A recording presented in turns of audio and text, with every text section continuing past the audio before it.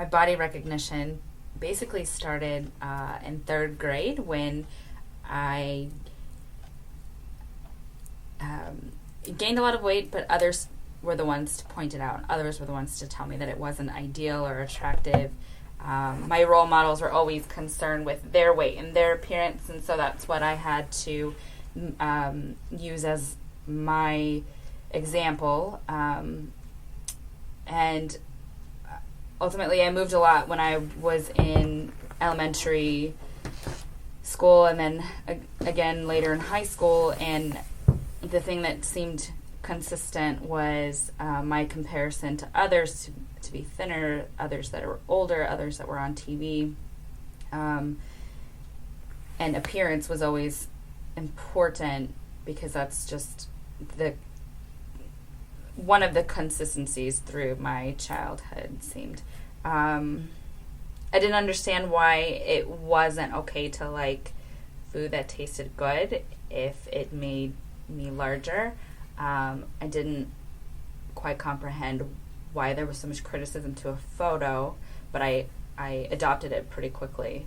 And I just felt really bad about myself.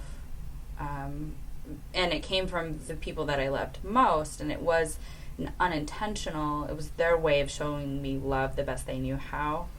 But they had adopted those harmful behaviors for themselves, and that's what they were passing on to my brother and I. So I want to break the cycle in that for my third grader whenever he or she comes about. But yeah, confusion and self-hatred, which is not good to perpetuate in any form. I would associate myself with round objects like a grape or a balloon or something like that. That's how I would start associating body types. And then when my mom would tell me, oh, you'll eventually be an hourglass because that's how your grandmother was, that's how your other grandmother was, but she would call herself an apple, and so it was a lot of particular language around body type that was just created out of really, now I think it's out of consumerism and industry practices, but that was the only way I knew how to relate that particular subject with my mom and the women in my family.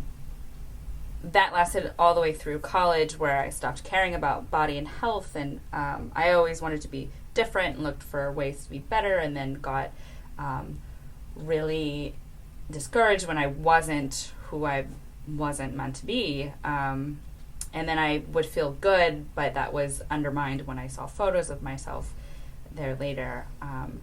So many years later, I encountered Body Positive, which helped me to spot the lives I've been buying into, helped me to recognize healthy at any size, helped me to appreciate the my own body needs and to celebrate my own body needs and to be okay with those particular things the way I was created. So now I feel like I've come a long way learning to accept myself as is, respecting my own body needs, celebrating my deep feelings and intuition, and through that I've connected a lot more with my body, and I've accepted a lot more of the different curves and dips and whatever.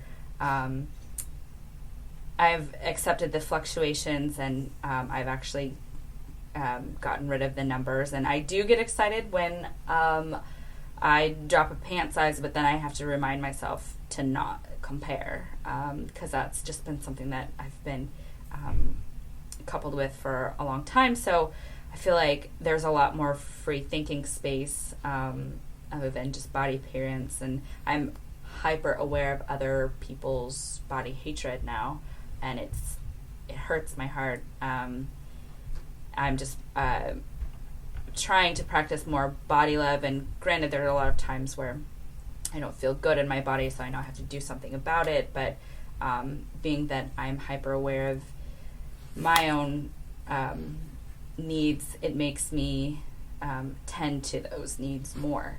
So I feel like just being aware is helping me to actualize what is important to me health-wise and what's important to me emotionally, and then, on a deeper level. So